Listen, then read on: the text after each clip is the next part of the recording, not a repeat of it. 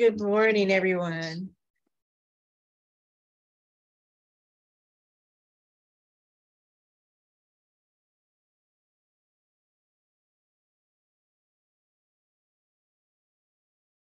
I wrote this song a long time ago, and it's that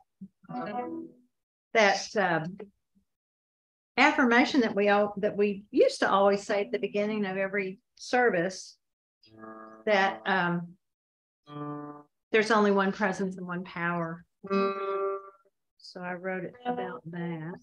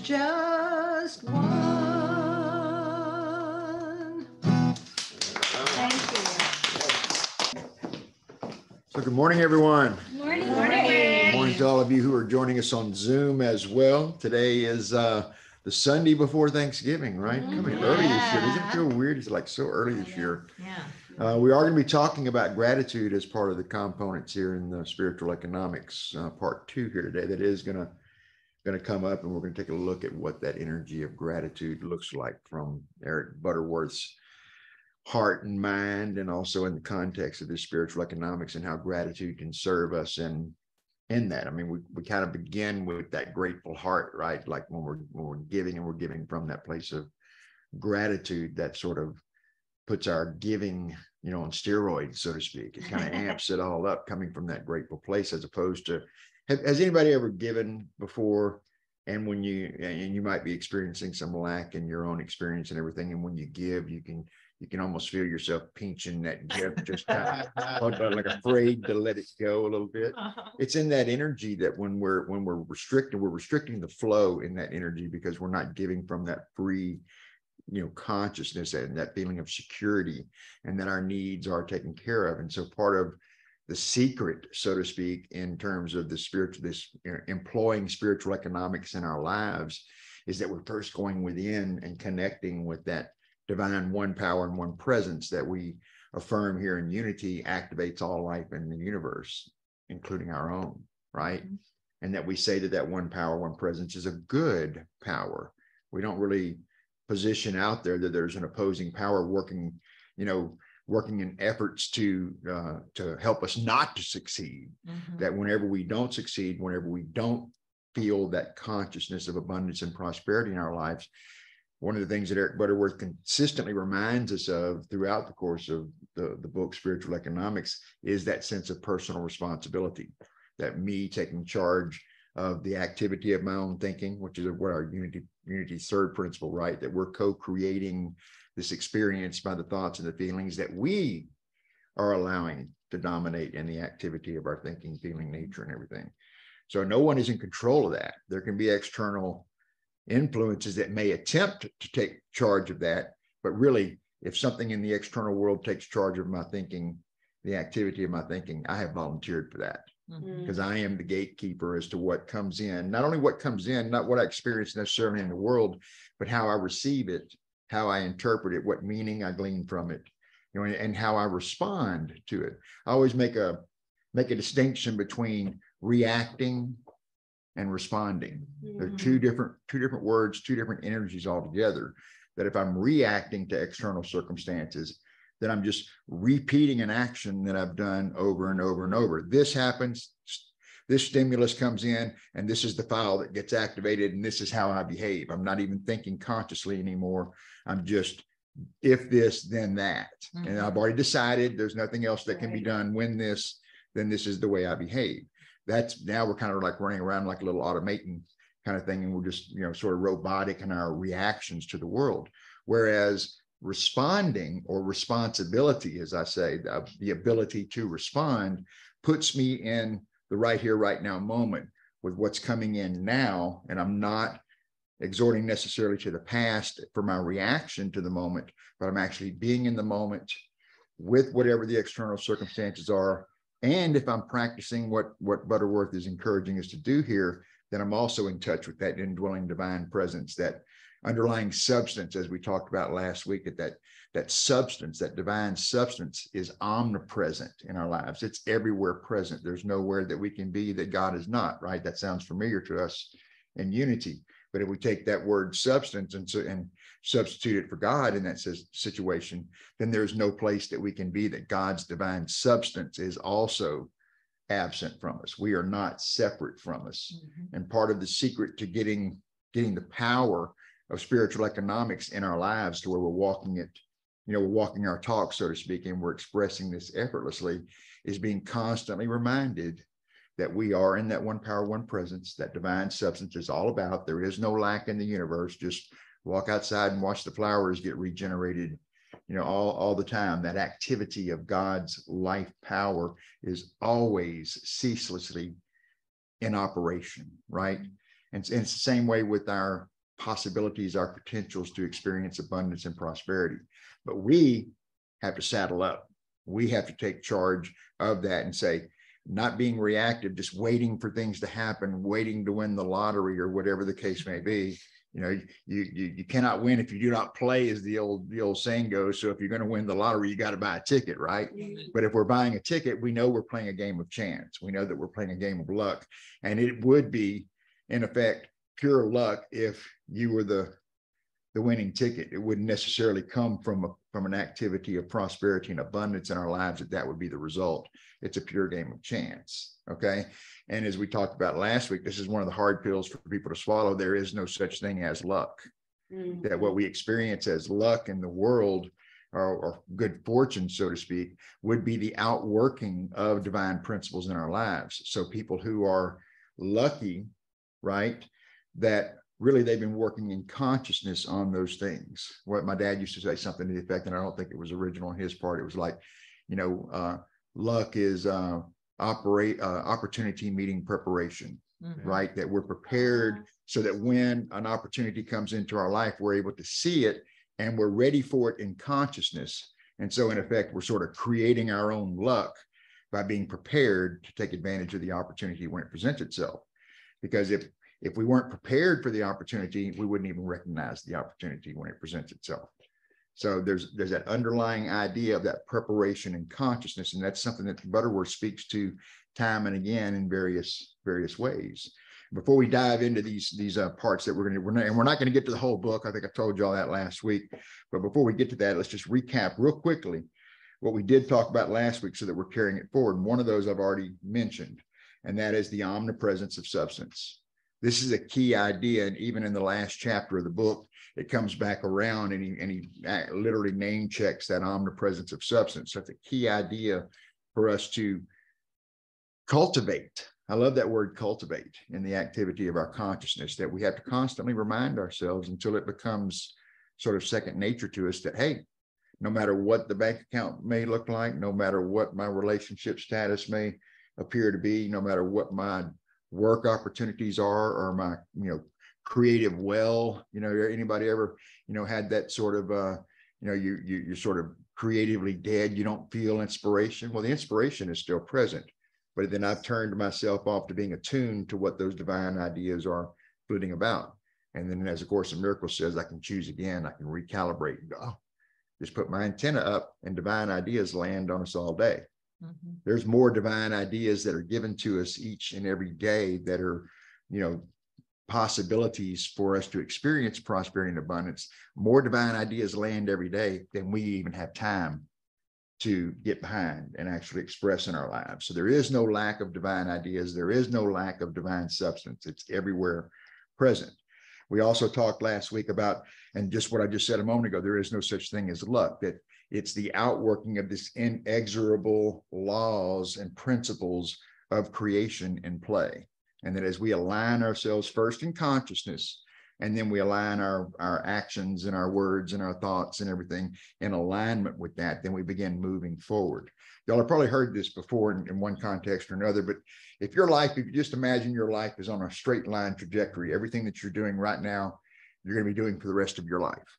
Mm-hmm. And you can just kind of gauge, well, how am I doing with that? Am I at peace? Am I feeling prosperous? Am I whatever? But if you made no changes, then your life trajectory just remains the same, just goes on the same path. But that if you made one little change today and you continued to execute that change each and every day moving forward, and that was a change from that norm, even if it was only a 1 degree difference in the trajectory, that over the course of time, that 1 degree gets wider and wider from the path that you're on. So it's that kind of thing that what Butterworth is encouraging us to do is to take a look and take responsibility for our own thinking, how we think about abundance, prosperity. If we're only thinking about it as a measure of our checkbook, then we're already kind of off the mark, because the kind of abundance and prosperity that he's talking about is in every facet of our lives, in our health and relationships and everything, like I said a moment ago. So it's not just about the bank account. It's not just about the monetary, the way our coffers are filled or not filled, so to speak, but that prosperity consciousness, that sense of abundance and expectancy in our lives begins first with us, and it changes in the activity of our thinking. So once again, there is no such thing as luck. It's spiritual principles being worked out, and there's an inexorable creative process that's always in play. We also talked about the law of visualization last week, and we kind of went over this real briefly, but the basic little punchline from it, we've all used the statement probably, and certainly have heard the statement before, I'll believe it when I see it, right? Well, Butterworth flips that around. No, you will see it when you believe it, right? That first I get that belief and get that connection and consciousness with truth and the working out of the principles and everything. And then once I believe it fully in here, then I will see the effects and the consequences of that. So we're flipping the script, and that's real key to visualizing in our lives that we're not. One of the things that I thought The Secret got wrong, the book The Secret, when it was kind of going around, it was using this law of attraction. It's this idea that if we work on it in consciousness, we magnetize these things outside from the world to us. And I think that's wrong. I think that what we do is we prepare ourselves in consciousness, and then we move towards the manifestation. We move towards the healthier relationship. We move towards a more wealthful, bank account, so to speak, in a sense of prosperity. We don't magnetize it to us. We move towards it, and we cultivate that secret, so to speak, is cultivating that in the activity of our consciousness. And time and again, and this is one of the things that, Butterworth gets right, and also one of the things that makes us a little uncomfortable sometimes, is that it always brings that personal responsibility back to us. Always does. Always does. It's that there's all manner of assistance in the external world and everything as we begin preparing ourselves in consciousness, and then begin moving through our experiences with this more healthful consciousness around abundance and prosperity.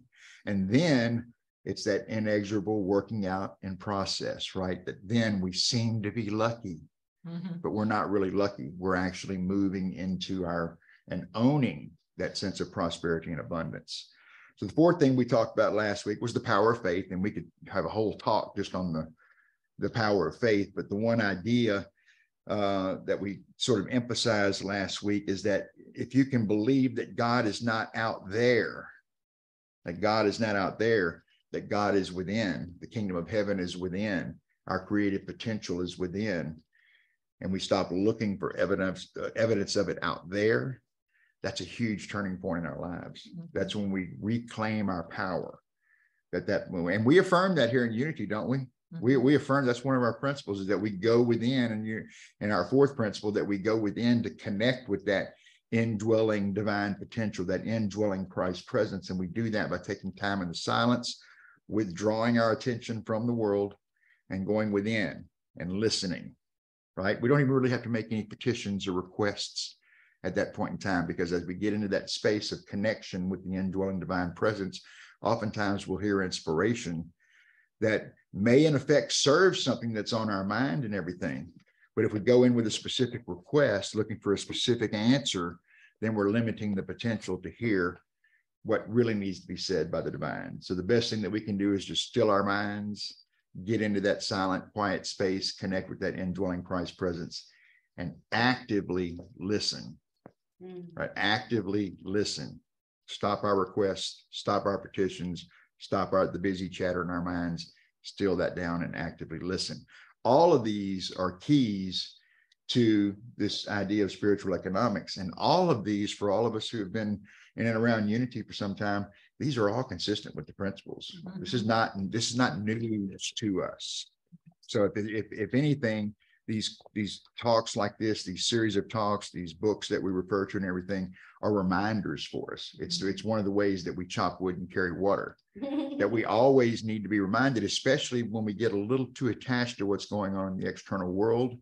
We can forget. It's really, really easy to kind of throw our spiritual principles out of the way when something seemingly tragic happens in the world. I woke up this morning, the first thing I heard about this morning when I woke up was the shooting at the club in Colorado Springs last night. 5 people were dead, 18 people injured. They got the guy in custody. It was at an LGBTQ nightclub, just like that one in Orlando a few years ago. We don't know what the story is and everything, but there's always going to be something in the world to tempt us away from, our attention within. We have to stay focused on that. This happened. How am I to respond to it? And I emphasize that word respond once again over reacting, because if I'm reacting, then I'm just going straight to the fear, right? But this is what happened. Well, the first thing, one of the first thoughts on my mind after I saw that was pray. Pray. I don't know any details, don't know any of the people that were involved and everything, but there's a lot of people hurting this morning as a result of this tragedy, and it can be inexplicable. What is ours to do? We're going to conclude today's talk, and there's a quote, I'm going to save it for the end of the talk, but it's going to get down to that. What can I do to help with all of this? Okay. So now we're going to move into what we're going to talk about today is 4 things: the grateful heart. Okay. And we kind of have hinted around that already this morning. Some ideas and strategies maybe to help us reverse financial adversity, because that's oftentimes what we think about when we think about abundance and prosperity is what can I do when I run into challenges and everything that challenge my bank account, so to speak, and how I can recover from that. We're also going to talk about the wonder of giving, and that's one of the secrets about how we can rebound. And then this idea of a new world vision is how he concludes the book Spiritual Economics. And that quote that I'm going to read John at the end comes from the very last words of that chapter, actually.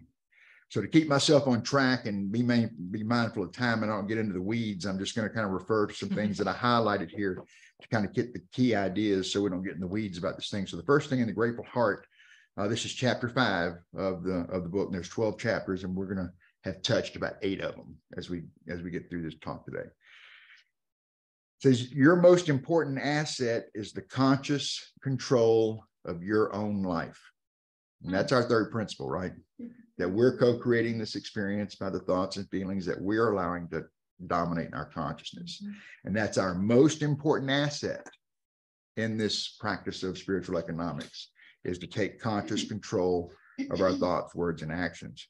He has a quote here from Walt Whitman from Leaves of Grass, and it's a short one. It says, "Oh, while I live, to be the ruler of life, not a slave, to meet life as a powerful conqueror, and nothing exterior to me shall ever take command of me." And that comes from Leaves of Grass, one of the sections in Leaves of Grass that Walt Whitman says. And yet, as we mentioned before, we often allow events that happen in the external world to kind of get us off our center, right? And when we do, like we're going to do it. So you're not failing when you do it. Okay. You'll do it before the end of the day. I'll do it before the end of the day.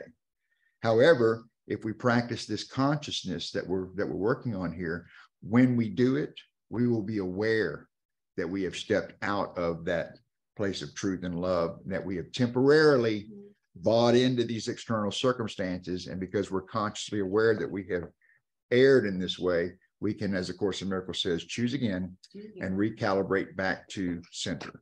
Okay.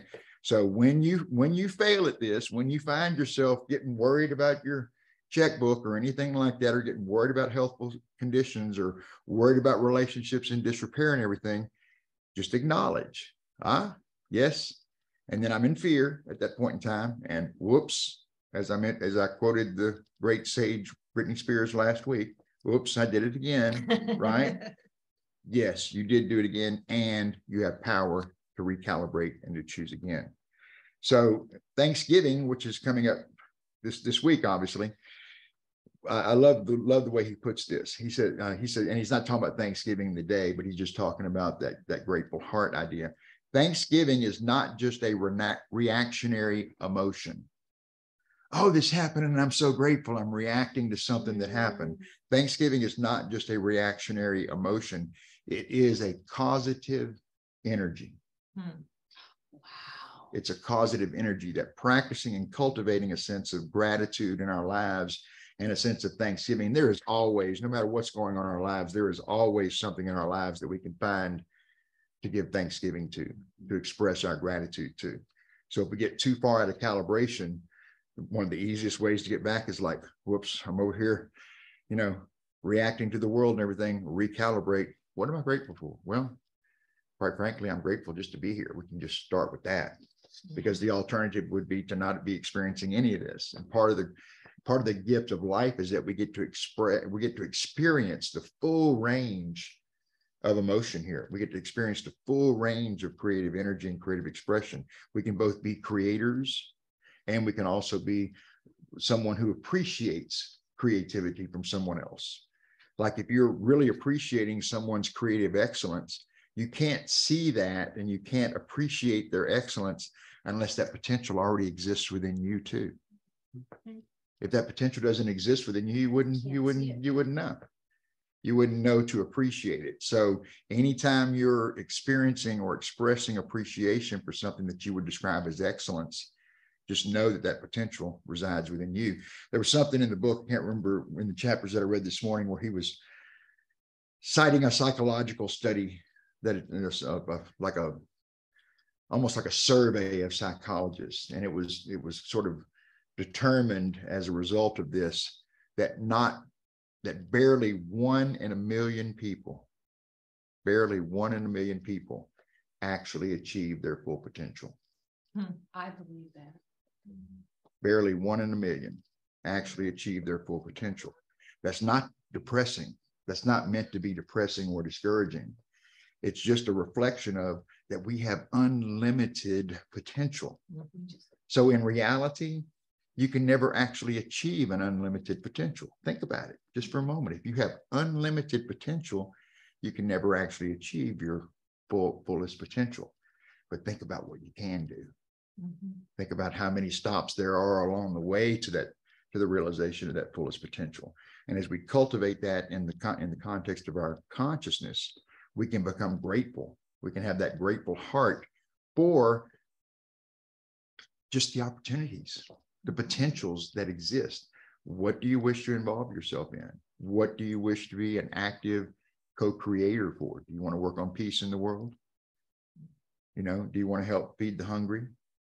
Do you want to become, an outstanding artist? Do you want to become an outstanding photographer?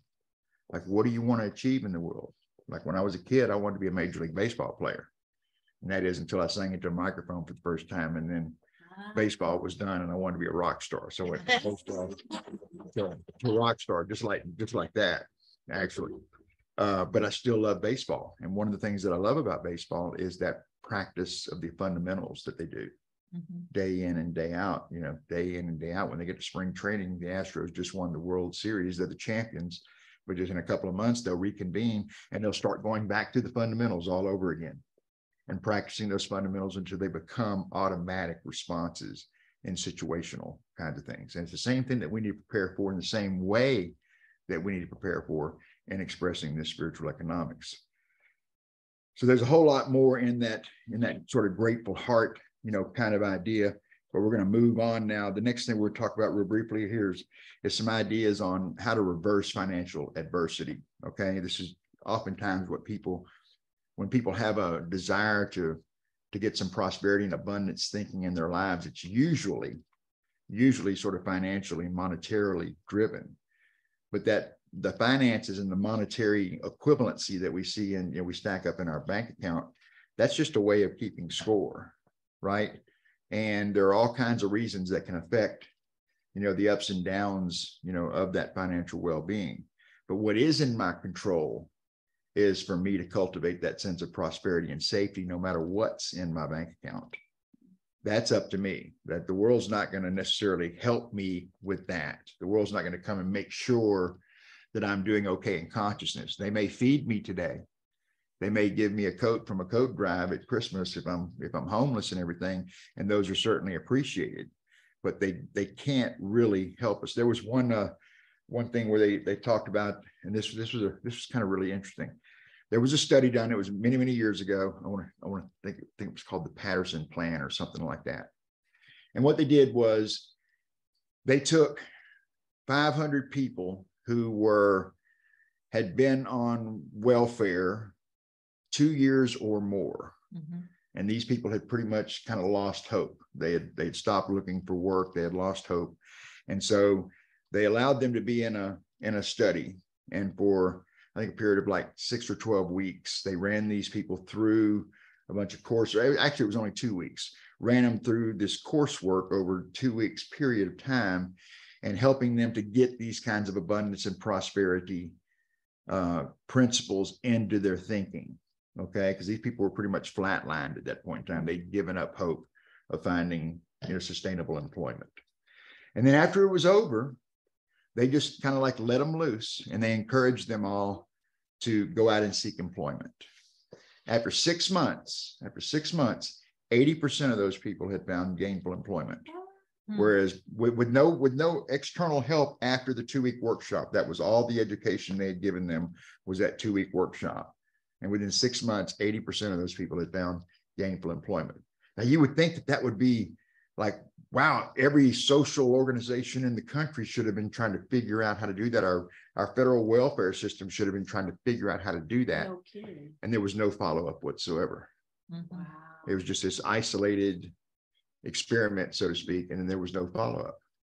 You would think that would be something really, really powerful that we should take it if we really want to heal the welfare system, and we want to, heal those kinds of things, that by empowering individuals to self-sustain, that's kind of a positive thing. And why there was no follow-up is, it's sort of beyond anybody's imagination. So what Eric points out to us in here, and this is a key idea, that economics, what we see as economics, if we're watching the news and we're getting economic reports and everything, that economics is basically a psychological phenomenon. It's a psychological phenomenon, and what and how we feel about the state of the economy is sort of the sum total of what all of us are thinking about it, right? That's an activity of consciousness. That we feel hopeful about it. Hey, we're positive, we're moving, we're booming. Oh no, things are bad. And we're oscillating back and forth between those polarities all the time. And these economists and everything, the news people and everything that put these facts and figures in front of us for us to parse out, we're also allowing that to affect our psycho-emotional state on a day in, day out basis. How do I feel about my 401k? How do I feel about my job? They're starting to lay off people. Oh my God, it's, the worst is coming. And then we're buying into that. So the economy is being played out in the activity of our thinking. And once again, unity principle number 3 was kind of all over these chapters that I was talking about today, is that it keeps bringing it back to what's going on in my consciousness. How am I feeling about what's happening in the world? So the economy, as far as he says this, the economy, as far as we're concerned, will always be to us about what we make it, how we decree it, and what we expect it to be. That sense of expectation about what's going to happen is really, really key, right? If I'm sort of trying to manifest abundance and prosperity in my life, but I still have my lack consciousness all over that wish, that prayer and everything, then I'm going to get limited results. I'm going to get the results that I'm desiring because I'm not healing my lack mentality at the same time that I'm attempting to process and practice prosperity principles. So once again, you have to do it day in and day out. And it's like I said a moment ago, with that sort of 1 degree of separation from my main trajectory here, that as I continue to practice that day in and day out, I get further and further away from this trend line, and I establish a new trend line. But we have to practice. We have to practice. We have to practice. We have to chop wood, carry water, wax on, wax off. Right? It's the same principles. Y'all remember the Karate Kid, when he's wax on, wax off, and he gets mad at Mr. Miyagi. It's like, all I'm doing here is polishing your cars. And he's like, no, that's not all you're doing. You're unconsciously learning that the principles and the motions and everything that you will need to succeed and everything. But the whole statement is this: before enlightenment, chop wood, carry water. After enlightenment, chop wood, carry water. So that work is going on before and after the enlightenment. And the enlightenment comes as we're engaged in the process of doing the work. That's when those ideas will land on us. So he says, if the consensus is that something awful is happening, then something awful is happening, because we're going to look for evidence to support that, right? So the economics, or the economy, he says, is a barometer that registers the highs and lows of consciousness. That's what we were just talking about. It's sort of that sum total. Did y'all know that we passed 8 billion people on the planet this past week? Yes. 8 billion people on the planet this past week. We passed that number. So there's 8 billion people on the planet, all of us vibrating at some level of consciousness or other. And it's not a steady number. We're always kind of oscillating and vibrating, and we sort of have sort of a range at which we, but you can be doing really, really well at an ascended consciousness, and something can trigger fear and guilt and shame. And so even if you're, capable of expressing a higher consciousness, you're also capable of embodying a lower consciousness as well. But now, because we're conscious, if we do slip into that lower sense of consciousness, we can go, oh, wow, look, I did it again. I did it again here, and I can choose again, and I can recalibrate. So hopefully when we descend into those lower energies and that lower experience and everything, we can recalibrate quicker, right? So positive thinking is the way out of our economic malaise, he says. And regardless of what's happening in the business affairs of the world, that you are the CEO of your own personal affairs. So I can allow the world to kind of come in and overrun my own executive capacity, or I can say, nope, place the sentinels at the door, so to speak, and keep those negative things out. Yes, those things are going on, and I'm still the chief executive officer of my own private affairs, and I'm not going to allow that to derail me from what I know to be right in this day. So that's a real key thing. And once again, he's bringing that personal responsibility back to us. He said this comes from Psalm, the first Psalm, verses 1 through 3. Blessed is the man who walks not in the counsel of the wicked, nor stands in the way of sinners, nor sits in the seat of scoffers. But his delight is in the law of the Lord, and on his law he meditates day and night. Once again, that's reminding us that regardless of appearances in the world, that if we stay focused on the principles, the truth principles that are underpinning this is like the substance that's underpinning everything. It's those spiritual principles and everything, that we stay attuned to that, no matter what's going on in the world, we'll continue to have resilience and buoyancy in our lives. So that's all I'm going to say about overcoming financial adversity, because it's pretty much the same as the other pieces as well. It's bringing it back to us, and that we're in charge of how we're reacting and or responding to circumstances in the world. The next thing we're going to talk about here real quickly is what he calls the wonder of giving. He says in here, any study of prosperity fails unless it teaches you how and why to give. How and why to give. Giving does not refer simply to money. It is a process that may involve money, but it also involves your work and the many ways in which you make contact with life. Giving is basically an attitude with which you touch things. Right? Am I touching life? Am I touching my relationships? Am I touching experiences and everything with a sense of lack in my mentality? Or am I showing up with that sense of generosity and free giving, which is grounded by, at the foundation, is this prosperity abundance consciousness, that I don't have unlimited financial supply, but I do have unlimited potential to experience abundance and prosperity in all areas of my life. The emphasis has always been on what the gift is to, and what rewards may come back in the form of heavenly grace.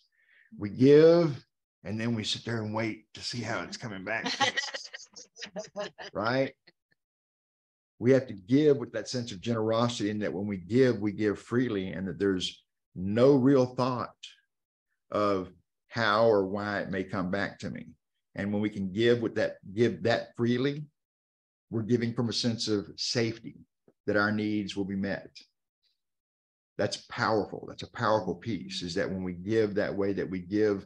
Anybody ever loaned money to somebody sort of against your sort of better judgment, but you wanted to do it, and then you kind of waited for that person to come back and repay that debt, and time passed, and you got irritated that they didn't pay it and everything? Well, that wasn't necessarily practicing abundance consciousness. When we're waiting for it to come back, and we're attached to a specific form in which it needs to return to us. We might have missed that when we gave this $100 over here, we got $1,000 bonus over here, because we're still waiting on the $100 to be returned.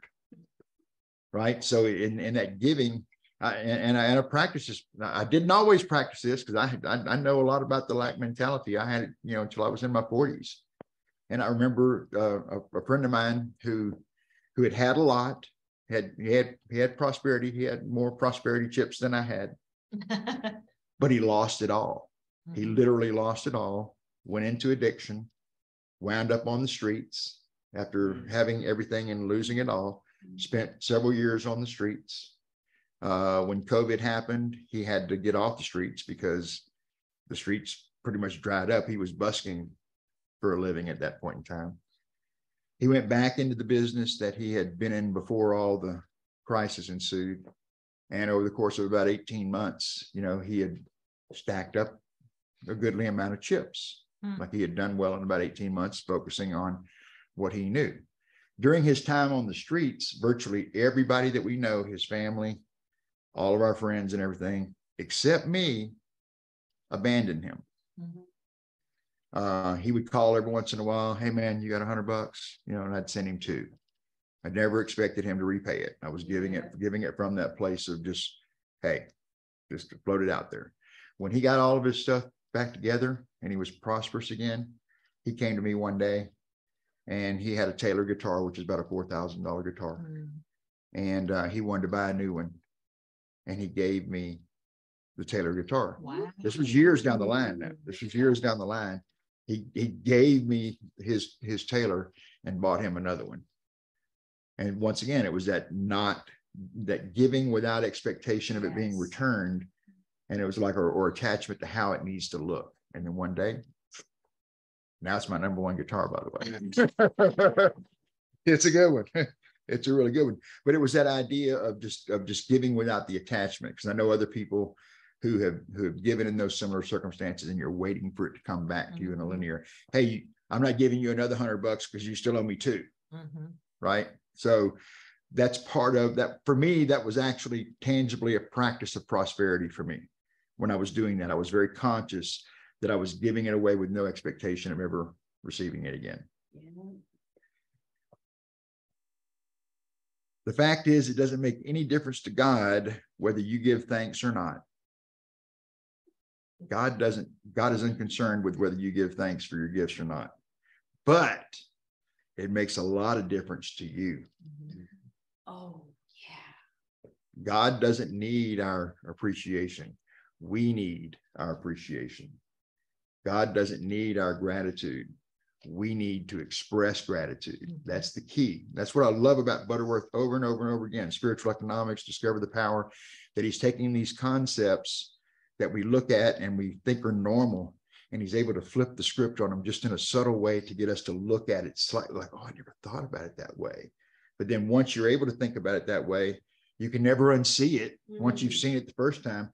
But there's always that sense of whenever it's articulated in that way, to where I look at it in a fresh way, I can feel in the moment the sense of empowerment that comes along with that, because I know what this is. I know what this statement is like.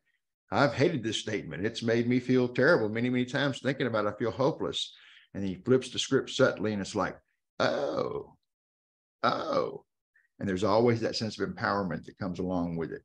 So I would recommend reading Eric Butterworth on a regular kind of ongoing basis, like get his books and everything, because to me, he's the best communicator of unity principles that there are. So y'all have heard this before: in all things, give thanks. Yes. That's kind of a normal one. Note that it doesn't say for all things, give thanks. Yeah. Okay. Things do happen that it might be a challenge to say, well, how am I going to be grateful for this? How am I going to be thankful for this? But in all of our experiences, if we're willing to give thanks, if we're willing to adopt that sense of prosperity, consciousness, and abundance, things work out. Things work out because we have readied the soil of our own consciousness. You have to be willing to receive. Anybody ever had a problem receiving? I have, man. I never have. You know, you never have. Good for you. Good for you. Good for you. Then come on up here and finish up. Awesome. But it's that idea is that whenever I was in a lack mentality, that, you know, like receiving, I would, oh, no, you don't need to do that. You don't need to do that. No, you know, like we rebuff it, kind of push it away. Learning to practice prosperity consciousness is also opening up to receiving. And sometimes those gifts can be overwhelming. It's just like that guitar that was given to me.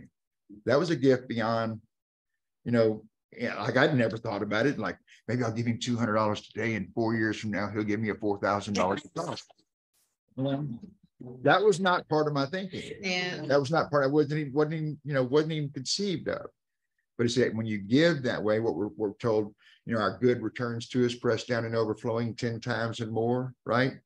Well, $200, $300, $400. I gave him money over the course of time. And then I got a $4,000 guitar. That's 10 times and more. That's pressed down and overflowing. I'm good with that. Good with that result, right? Be grateful for your little today, for you will have abundance by and by. And then as we bless that substance that is within our control today, within our purview today, and we bless that, we break the bread, so to speak, and we bless that substance that is available today, that we're doing the work to prepare ourselves for more substance to come our way. So giving is not just about money. If you don't have money to give, how can you give money, right? But you got to get yourself out of that ditch that you're in. So you give from what you have. If all you have is talent and time, then go find some place to serve. Like get up out of your circumstances, get up out of the ditch that you're in, and go find a place to be of service in the world. We saw Zig Ziglar many, many years ago in Beaumont. Well, I was working for that sales organization that my friend worked for. And they took all the salespeople and the marketing people and everybody to the Zig Ziglar event in Beaumont there. And one of the things that I remember him saying that day was about service, and the same idea that you always have something to give. If you're stuck,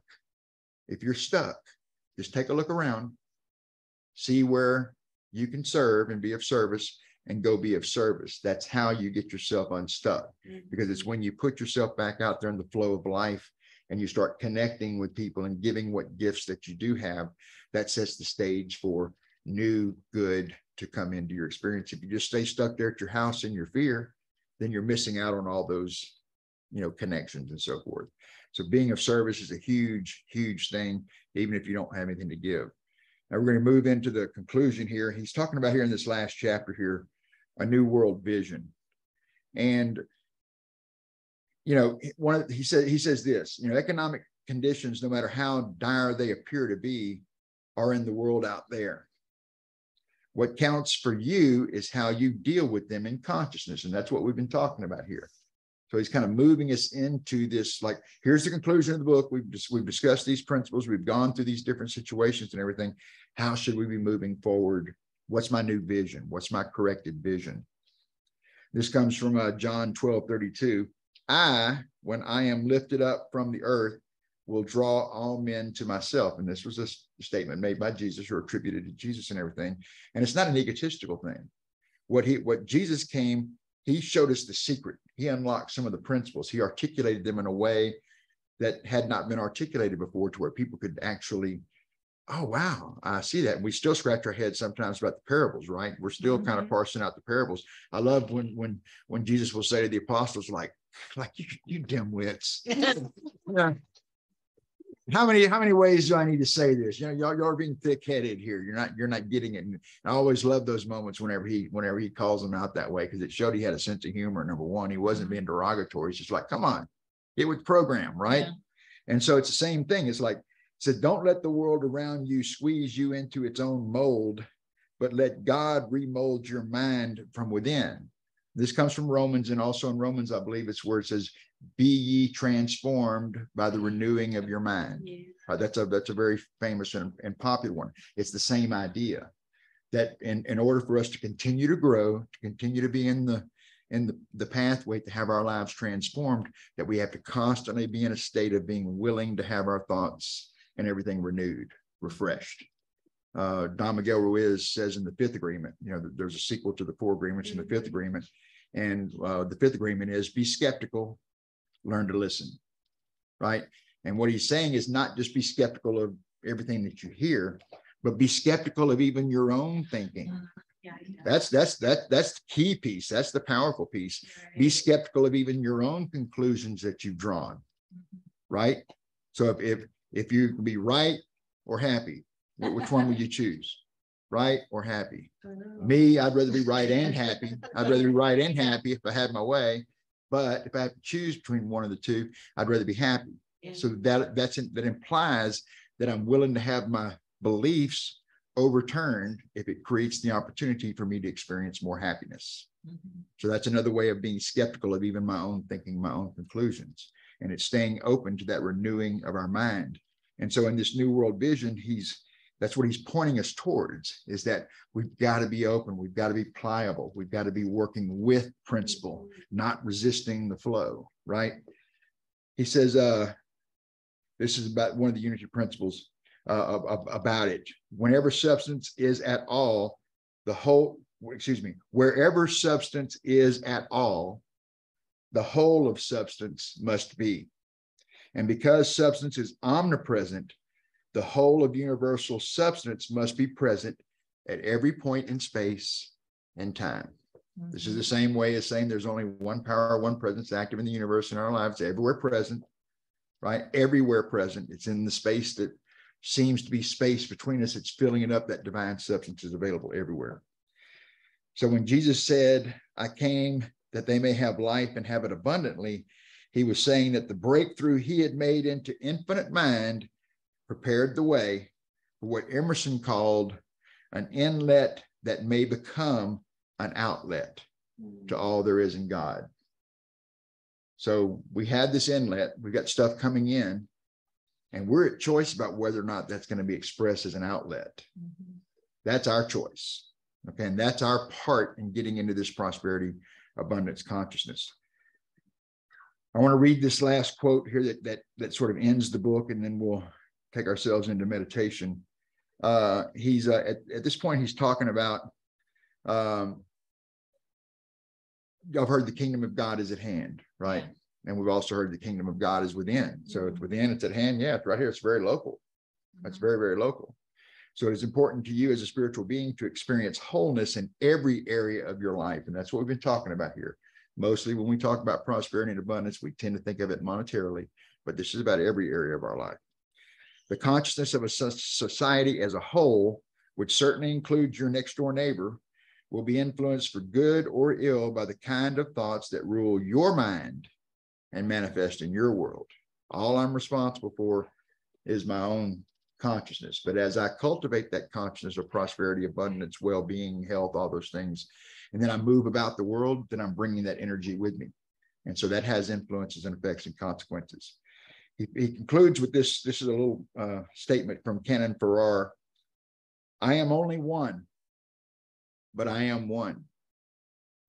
I can't do everything, but I can do something. What I can do, I ought to do. And what I ought to do, by the grace of God, I will do. I like that. It's the power, this idea of the power of one, that there is always something that we can do to better the circumstances in the world, but it begins by bettering the circumstances in our interior world. And as we better those circumstances interiorly, and then we move about in our relationships and our lives and everything, then everybody that we touch is affected for the good as well. So there's a whole bunch of other little tributaries we could go down here. I encourage you all once again to, if you don't have the book, get the book. Also Discover the Power Within. That's my Bible. The Discover the Power is one of the great books of all time. But Eric Butterworth, he's the best communicator of unity principles. So I highly encourage you, if you haven't experienced, or even if you have, make sure you have these books handy, because they are excellent. Thank you, Lissy. So let's bring that in. Let's allow Spirit right here, right now, in these next few moments of silent meditation. Let's take a deep centering breath or two to bring us into connection with that indwelling Christ, that indwelling presence that connects us with the divine, connects us with the divine mind, connects us to all divine substance, divine ideas, divine good, divine prosperity and abundance. It's right here, right now. We ask to be filled up with that life power. We ask to be filled up with that creative power of love, that harmonizing power that neutralizes all dissonance in our lives, that neutralizes all sense of lack, that opens the doors and the gateways for us to experience prosperity and abundance in every area of my life. We affirm the omnipresence of divine substance right here, right now in our lives. Wherever we are, God is. So wherever we are, divine substance is also. There is not a lack of creative ideas in the universe.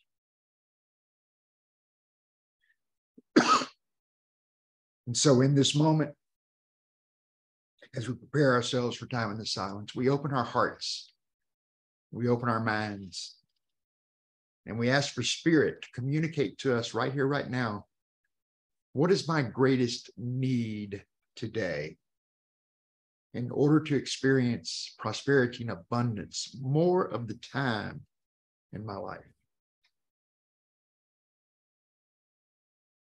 We ask this with an open heart, an open mind, and a sincere desire to be God's channel of expression of prosperity and abundance. And so we sit in the silence and listen.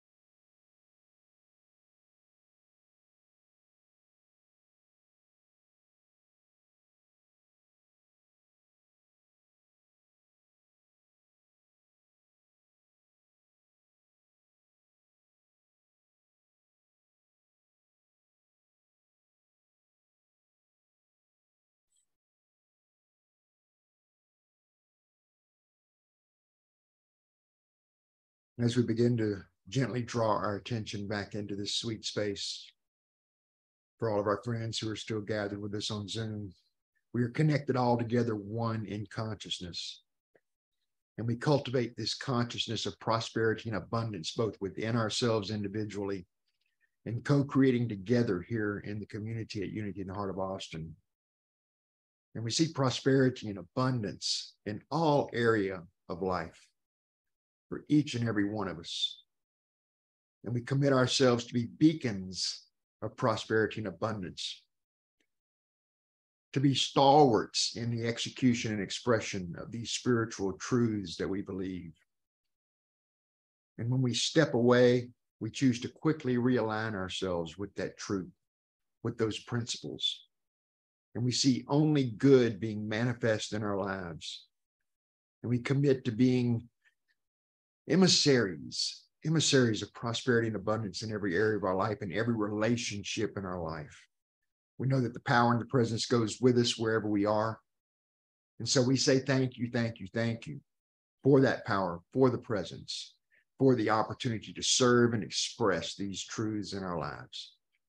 For this and so much more, we are ever so grateful. And so we say, thank you, thank you, thank you, living, loving Spirit. We pray all of this and more in the name and the nature of the indwelling Christ. And so it is, so we allow it to be. Amen. These are the different ways that you can give here. You can text G2UHA to the number 44321. You can give at unityofheartaustin.com, our website, or you can mail a check, do it the old way. 4237 Ariona here in Austin. Thank you all for your gifts. And Lizzie, you got a song for us? Let there be peace on earth, and let it begin with me.